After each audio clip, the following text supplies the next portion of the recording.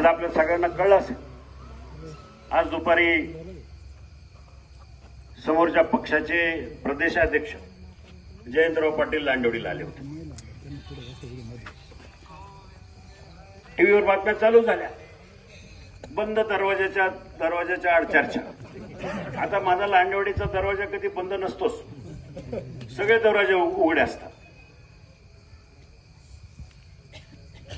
त्यांच्या कार्यकर्त्यांनी सांगितलं की बाबा जयंत पाटलांची सभा घोडेगावला आहे आणि लांडेवाडीला तुमच्या शाळेमध्ये जे हेलिकॉप्टरचं हेलिपॅड आहे ते वापरायची आम्हाला परवानगी द्या. मी म्हटलं ठीक आहे, काही हरकत नाही. मी वळसे पाटलाच्या कानावर पण हे विषय घातला की बाबा ते तिथं उद्या येत आहे. वळसे पाटील म्हणाले ठीक आहे. ते आले. आता मला जर समजा तसं काय बंद दरवाजाच्या आत चर्चा करायची असती तर मी हेलिपॅडवर गेलो असतो. मी माझा जनता दरबारात लोकांना अटेंड करत राहिलो, गर्दी होती आज भरपूर.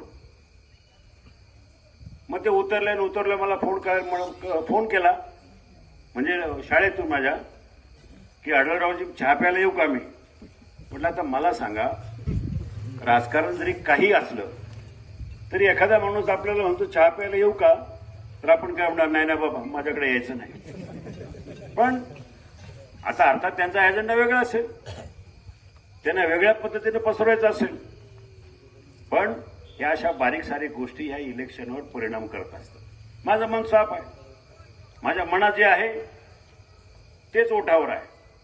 त्यामुळं अशा चर्चा करणार मगाचपासून मला सगळ्या मीडियावाल्यांनी हैराण करून टाकलं. काय चर्चा झाली? म्हटलं डोंबल्याची चर्चा झाली. काय चर्चा करणार अजून?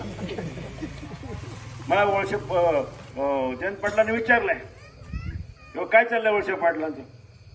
म्हटलं मी तुम्हाला सांगतो जयंतराव, 100% वळसे पाटील मोठ्या मताधिक्याने त्याला त्यांचे सगळे कार्यकर्ते होते, अगदी जगन्नाथ बापू होते, किशोर धांगट होते, सगळी मंडळी होती. म्हटलं वळसे पाटलांची जागा मोठ्या मताधिक्याने निवडून येईल मला खात्री आहे. असो, आज मतदानाला जास्त दिवस राहिलेले नाही. प्रचाराला इनमिन 8 दिवस, आठवडाभरच राहिले आणि हा प्रचार करत असताना आपल्याला बऱ्याचशा ठिकाणी पोहोचायचं आहे. आणि मतदान करत असताना आपण गांभीर्याने विचार करा पुढच्या 5 वर्षाचा. 5 वर्षाचा विचार करत असताना गेले 15 वर्षाचा सुद्धा आपण विचार करा की ह्या गावामध्ये, ह्या परिसरामध्ये वळसे पाटलांनी आणि आढळरावांनी काय काय कामं केली आणि अजून कोणी केली. मला अभिमानानं सांगावं असं वाटतं, वळसे पाटलांनी तर कोट्यावधीची कामं केली. पण मी आमचे सगळे सहकारी ह्या गावातले, मी आता नाव नाही एक दुसऱ्या जागेत सगळ्यांचंच नाव एक करून सांगतो की ह्या 5 वर्षामध्ये नाही म्हटलं तरी 10 कामाच्या वर आहेत कामं आहेत या गावामध्ये टाकली. आता नुकतंच आपलं फुटाणवाडीला 40 लाख रुपयाचं सभामंडप आपण तिथं टाकले.